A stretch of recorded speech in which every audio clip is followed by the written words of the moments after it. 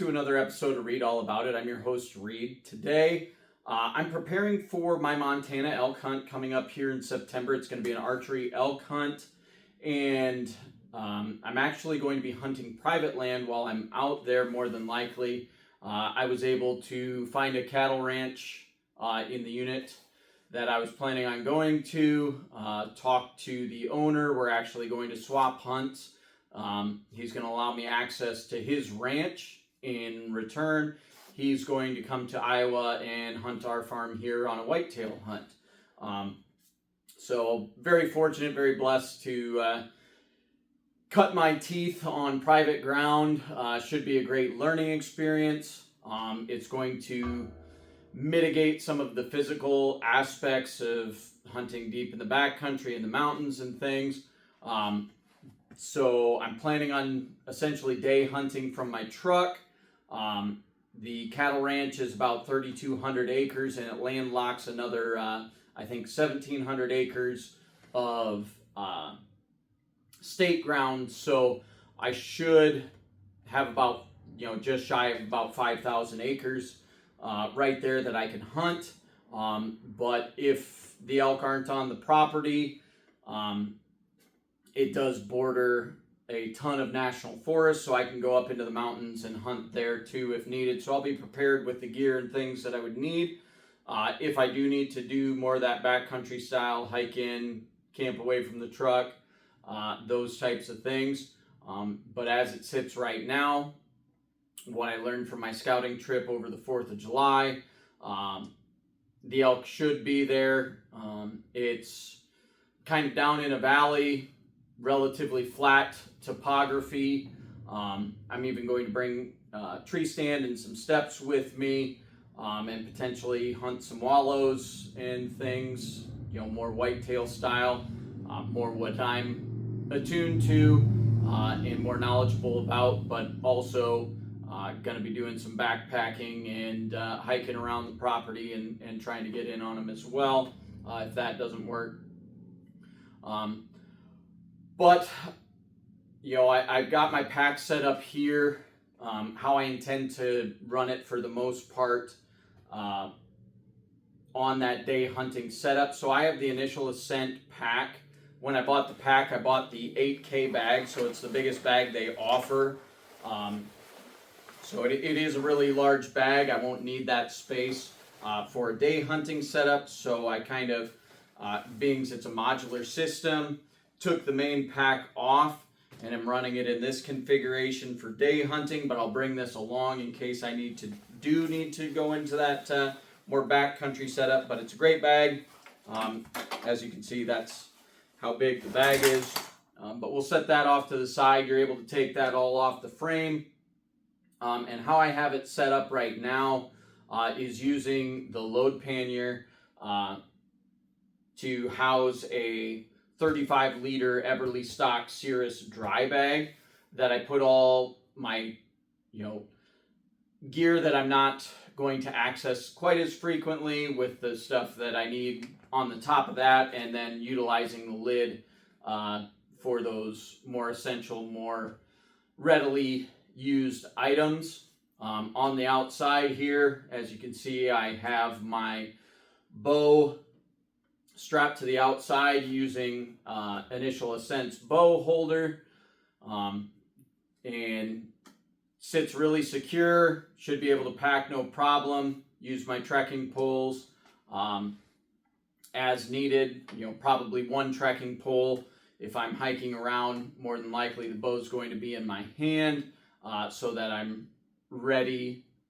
But like that initial pack in the morning or pack out at night, or if I am successful, can strap that bow to the back, get both trekking poles out, and go to work hiking out with a load on. So got the Hoyt RX9 is going to be the bow that I'm taking. I've got my RX3 that will be with me as well as backup in case something goes awry. I'll have a backup and can just switch to that and be back in the game.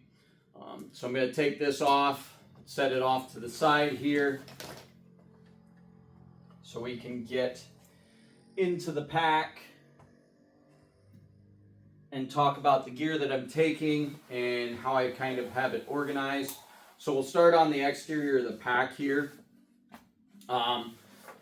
I've got a Stone Glacier water bottle holder that I'm using just to hold my bugle tube. My bugle tube is the Phelps metal bugle tube with the Easy Bugle mouthpiece. Considering I'm a complete novice, it's really easy to use. The metal tube sounds really good, has some good resonation. At least to my untrained ear, it sounds like it should. Then on the other side, got the Initial Ascent water holder. I have this Yeti bottle that I got from Peaks. They just threw it in with an order that I placed last fall. So I'm gonna run that. And then I have the small hip belt pouch from Initial Ascent right next to that water bottle holder. In there, I've got some mouth calls, and then we'll probably throw some miscellaneous items in there, maybe a spare lighter.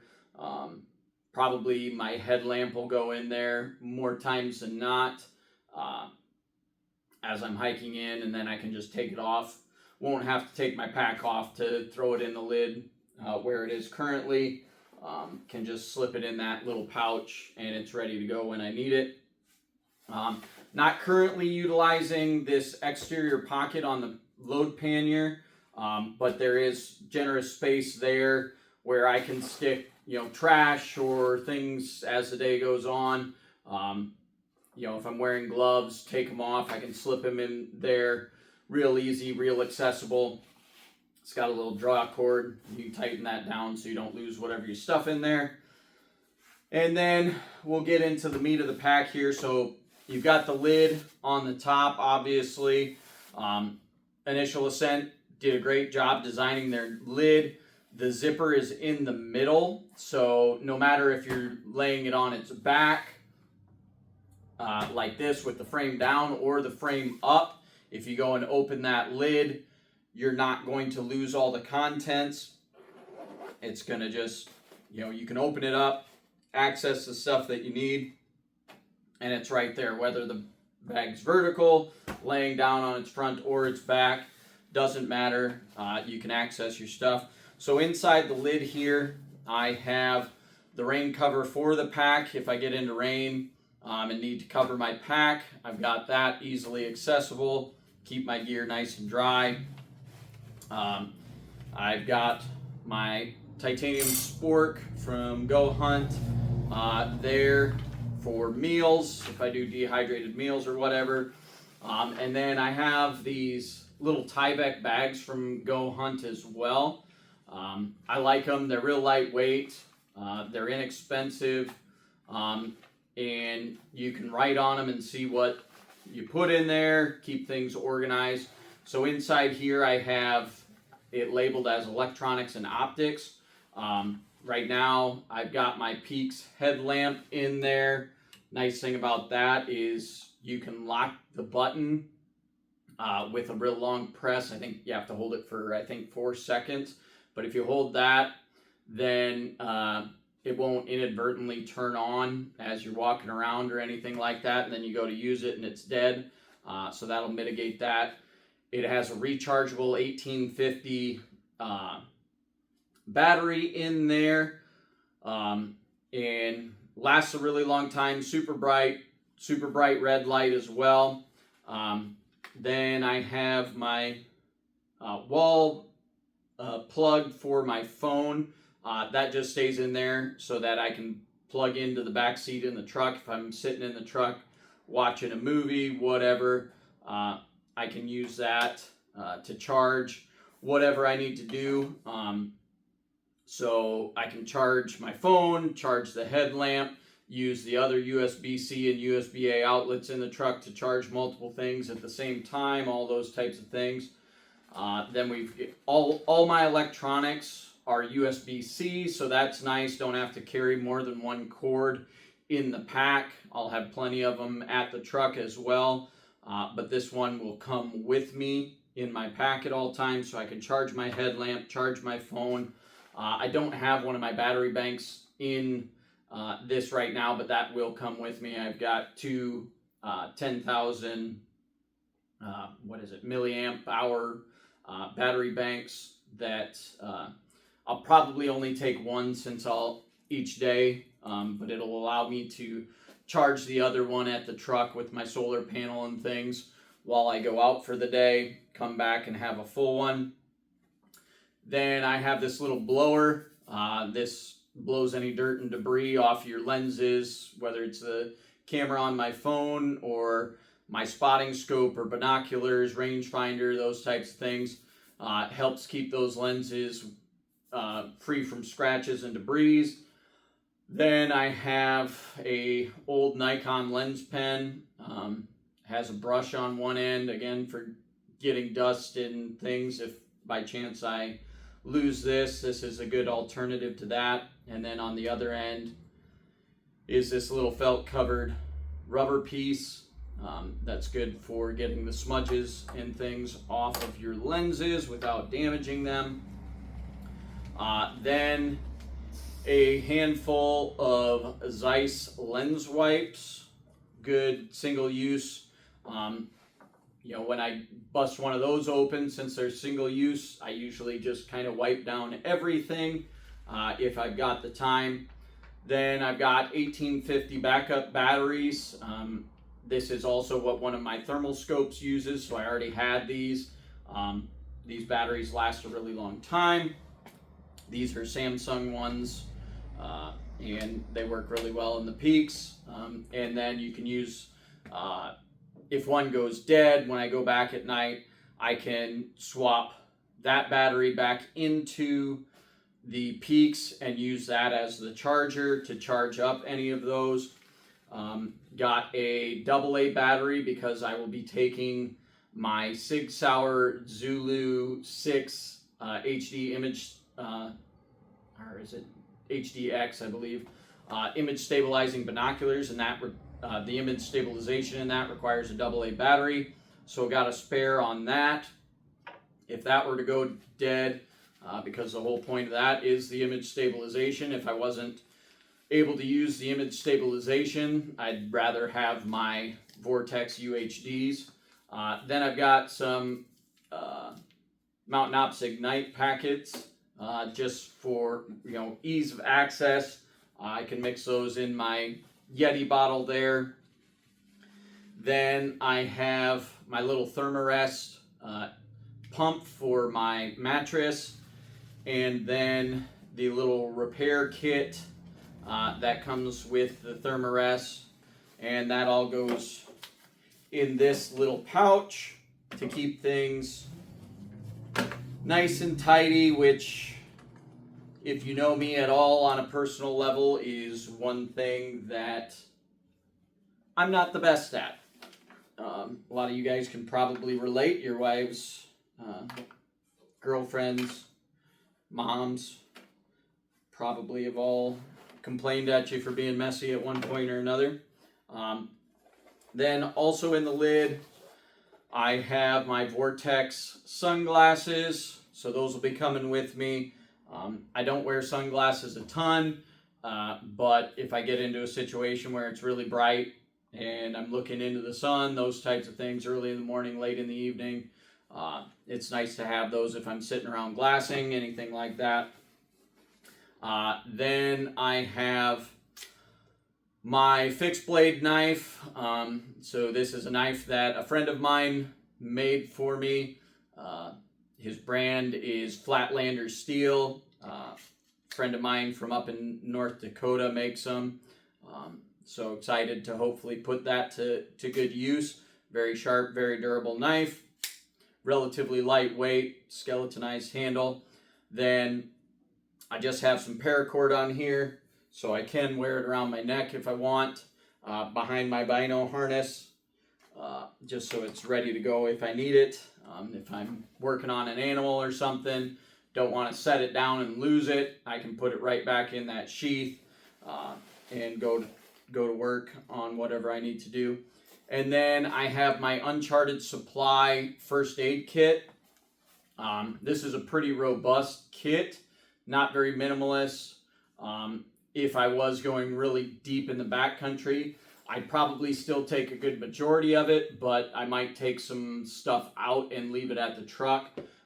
But in a day hunting situation where having an extra pound and being better prepared in the event of emergency would be an easy thing to add. So in there, I've got everything I'd need, as well as I added my emergency fire starting supplies in here. I've got a ferro rod and some fire starters and stuff if I needed to start a fire if I didn't have any of my lighters, or my lighters got wet and weren't sparking or something like that. I've got that ferro rod in there. And as of right now, that's all that's in the top of my lid. But one interesting thing about the way Initial Ascent designed their lid is on the bottom side, which I've seen a review where he was complaining that Initial Ascent didn't have a water bladder sleeve in the pack itself, but I don't think he realized that on the bottom side there's this little Velcro flap, and inside here is where your water bladder goes if you want to run a water bladder with a hose, and then that just comes out the back of the lid, runs down your shoulder strap. And then they have a little zippered pocket here that's good for your license or your tags, your wallet, or your truck keys or whatever. And that's the lid. Nice thing about the Initial Ascent is it's really modular, and they really thought out how to keep things nice and tight and tidy when you go from running the giant bag that is the 8K to just the load pannier, or what they call day mode, which is the load pannier and lid. And what they did was they made some slits in the lid, and this can go over the frame, and you can put it above or below the load lifters on the shoulder straps. In day mode, I pull the load lifters through the frame and suck it down nice and tight. And then even if I didn't have this dry bag in here, I can flatten and compress the load pannier and tighten that lid down, and it's just going to lay flat on that frame, not going to be flapping around, can still access it, and it still stays snug to the pack, which is really nice. So when we open up, and this is the AZIAC Backcountry Tripod. This is a tripod that I'll be running. And then I'm also going to take my Vortex Razor angled spotting scope. It's the one that's, I forget what the range is. I think it's 27 to 60 or something like that. I can't remember exactly what the range is, but it's the one that's in the middle of the magnification range. I think it's a 65 millimeter objective. But this tripod, it doesn't get to standing height, but I don't intend on needing to stand behind it. It gets plenty high for a seated position, even on in elevated terrain where you're on a side hill or something like that. So what I'll do is just stick a leg down in there. I've got the Tricer, what is it, LP panhead on the top of that, and I'll just angle that down, put the spotting scope on there, and then slide it like I had it over those two straps. The spotting scope will go down underneath this first strap, and then I can snug it up. It won't move, but I can access it, get to it pretty quick, get it out, start glassing as needed. But then you've got the load pannier here, which is, if I'm successful, a super awesome design, keeps that weight nice and high above that hip belt.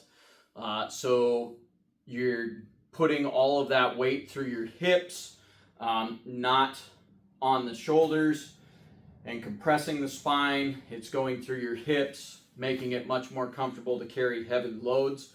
That's kind of their claim to fame, is carrying heavy loads more comfortably. But we'll take the pack off here and focus on what I've got in this dry bag. Underneath the dry bag though, I have my glassing pad. I have the Stealthy Hunter glassing pad. It's their original one, not the one that's sectioned in the middle that folds in half. But this design works plenty good for me. Gives, you know, it's a firm enough foam that even in rocky, thistly, cactusy country, you're not going to get poked and prodded. Gives you some more comfort so that you can glass for longer and everything there. But yeah, so you can see here, this is the pack and frame without anything on it. Here's where you stick your quarters. You can also hang quarters from the ears here on the side of the pack that were originally cut out and designed to hold a rifle sling to keep it from flopping around and sliding off your shoulder and things. You'd be able to utilize that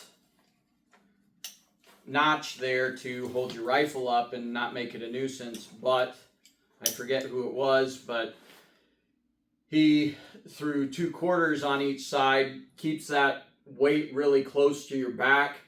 He was able to carry out 2 quarters, and I don't know if he still had a third in the load pannier or not. But as you can see here, you can slide these straps down, tighten them down, and then your lid is still sucked down to the frame, not flopping around. And then when you tighten these down, everything's nice and secure. We'll take this off the table here and talk about what's in the dry bag. So like I said, this is an Eberlestock Cirrus 35-liter dry bag, lightweight dry bag, should be pretty waterproof. Got the rain fly as extra protection and everything, but inside here I've got pretty much everything that I'd need on a day hunt and in emergency be able to spend a night away from the truck as well. So let's open this up and take a look. I've kind of loaded it how I would load it if I was going out for the day. So on the top here, I have all my, another one of those Go Hunt Tyvek bags. This is like the medium size. The one that I had in the lid, I believe, is a small size. In here, I've got all my toiletries and water purification things. So got dude wipes and regular toilet paper.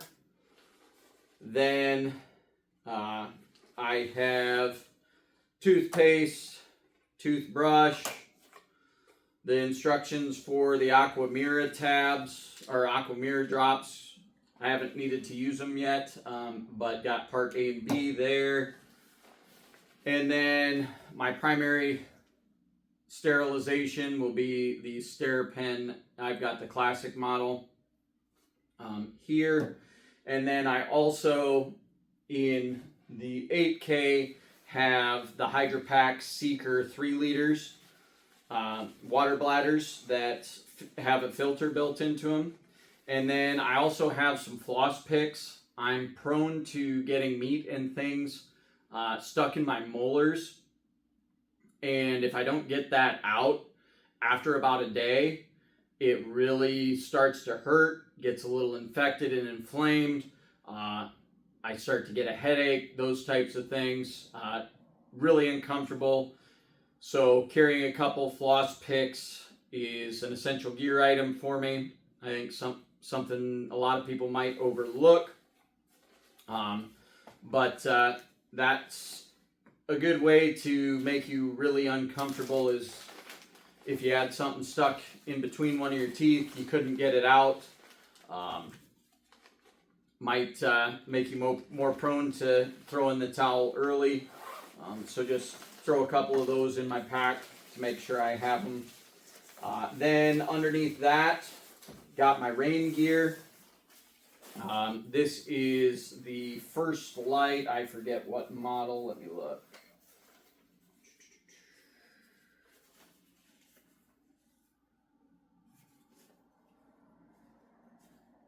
Does it say on their tag?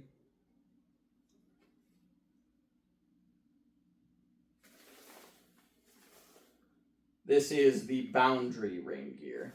So not the most lightweight rain gear, but it is effective. I've worn this on some fishing trips and things, and it's worked well. Pretty lightweight, packable. The pants are fully taped seam and zip seam on the side, so don't have to take off the boots or anything to get the pants on, which is nice when you're trying to get your gear on when it starts downpouring on you. Then if it is going to rain for a more extended period of time, I have what will double as my emergency shelter as well as my tarp. If I'm going to be set up glassing for a long time, want some shade, those types of things, utilizing my trekking poles and maybe a stick or two that's laying around, can utilize the Peaks Origami TNT. So this folds into a nice tight A-frame tent as well. And I tried that out this last weekend, put it up, and yeah, it got really nice and tight. The ends fold down nicely so you can block a lot of that wind that would otherwise blow through, and give you another layer of protection against the elements.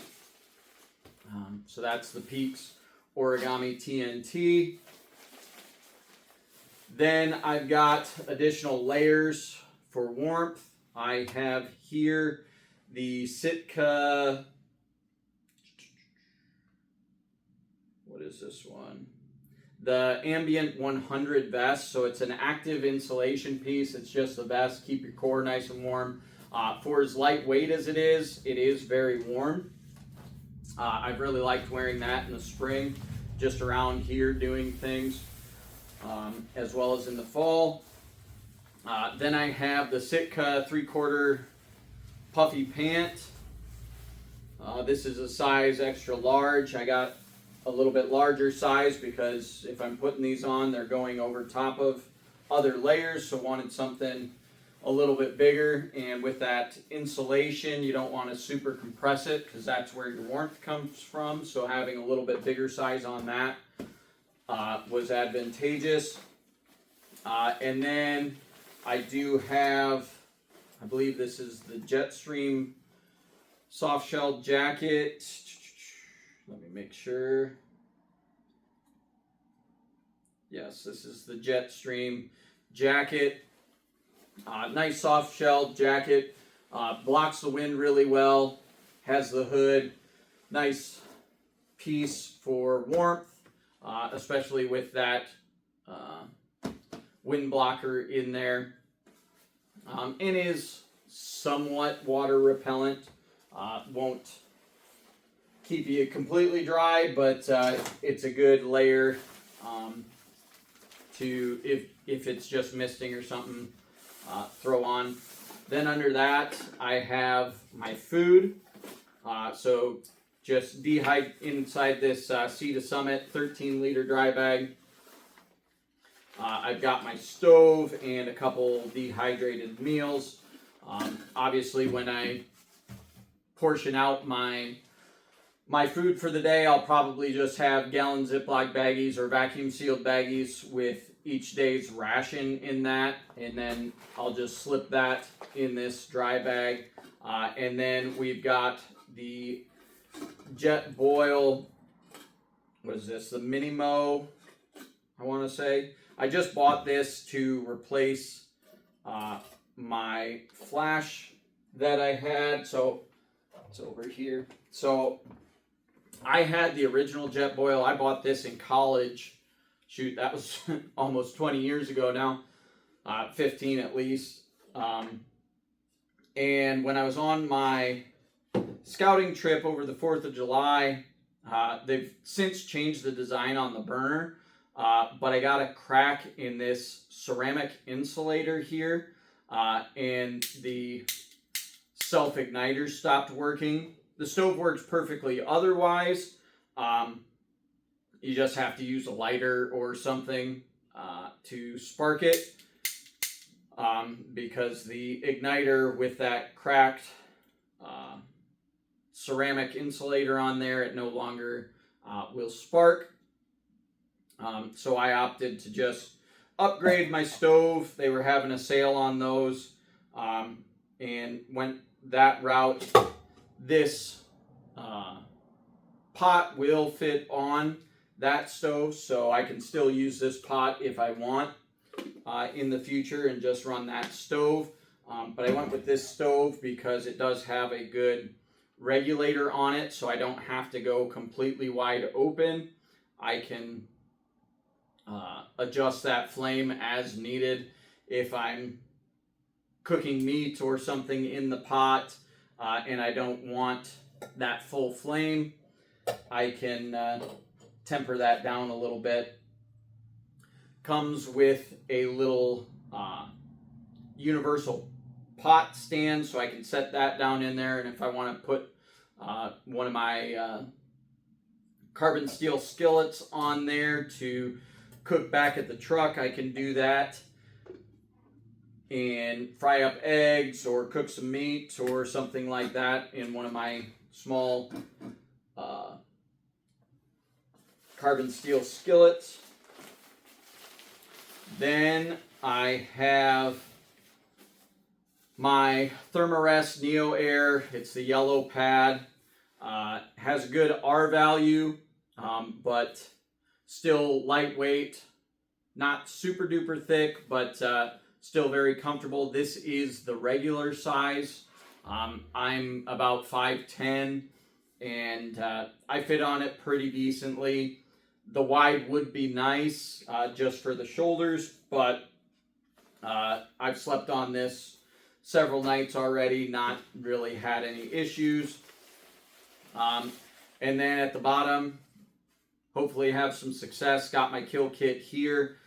These are the Black Ovis Ultralight Pro game bags. And then I have some cordage if I need to tie up the game bags or use some paracord to hold a leg up or something when I'm doing it by myself.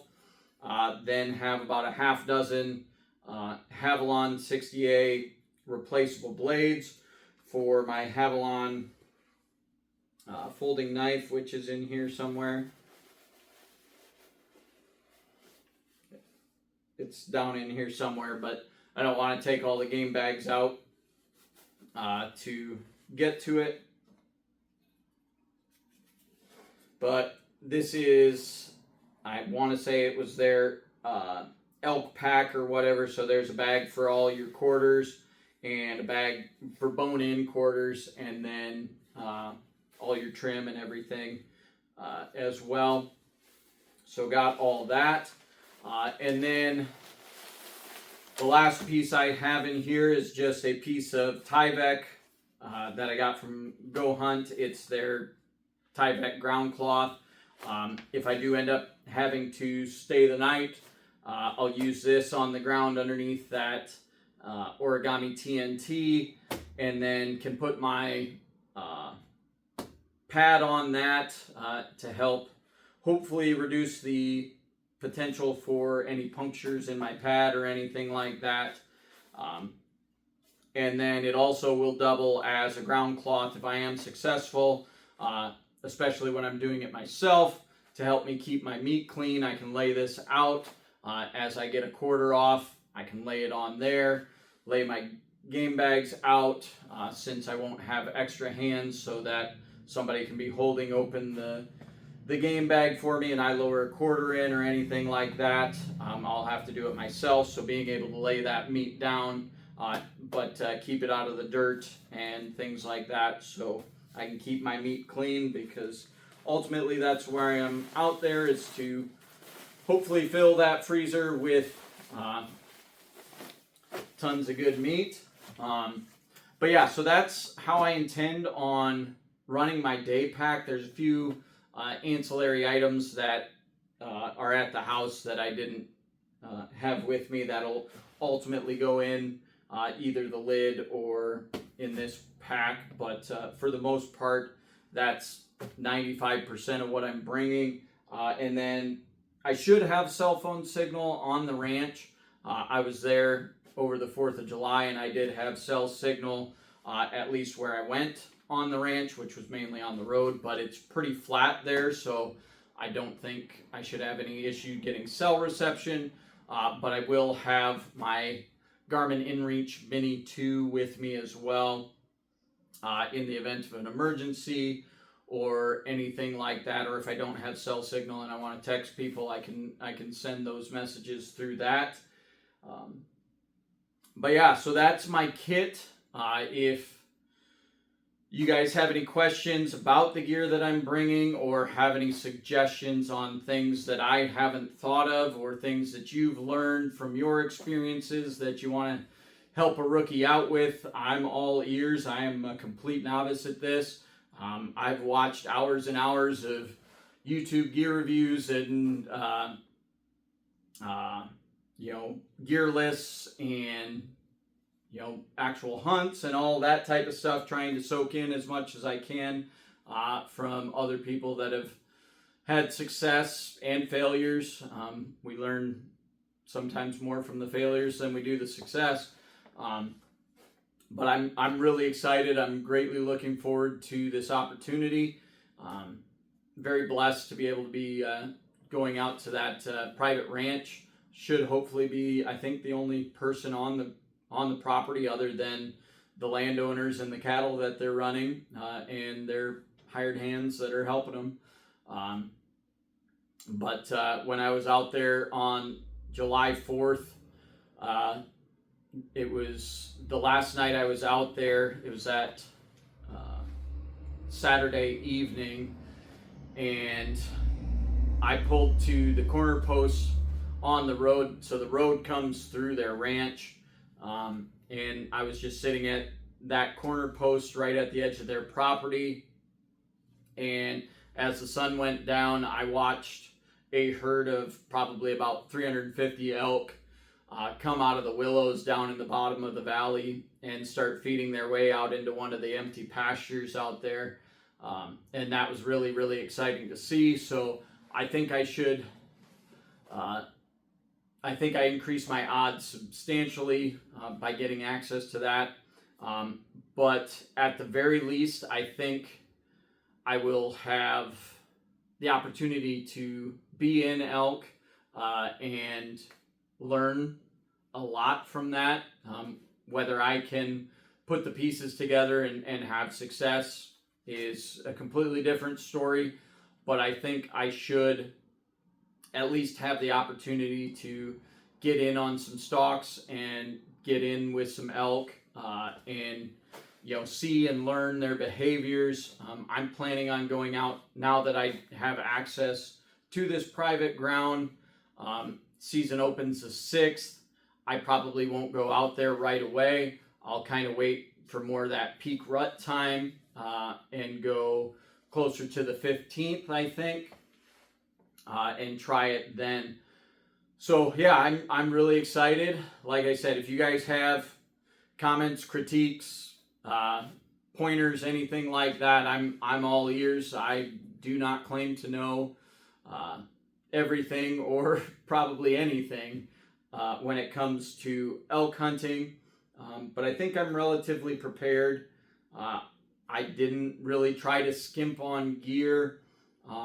I'm fortunate enough that I was able to purchase the things that I wanted. And get some of the better things that are on the market from my research anyway. But yeah, this was the first of a series of videos that I'm going to do on my gear and on my setup. So this was kind of what's going in my pack. I'm going to do another one on all the clothing that I plan on running while I'm out there: boots, socks, gaiters, all my layers, those types of things that I plan on utilizing while I'm out there. Then I'm going to do another video on my truck setup and how I intend on camping in the truck and all the gear that I'm bringing with.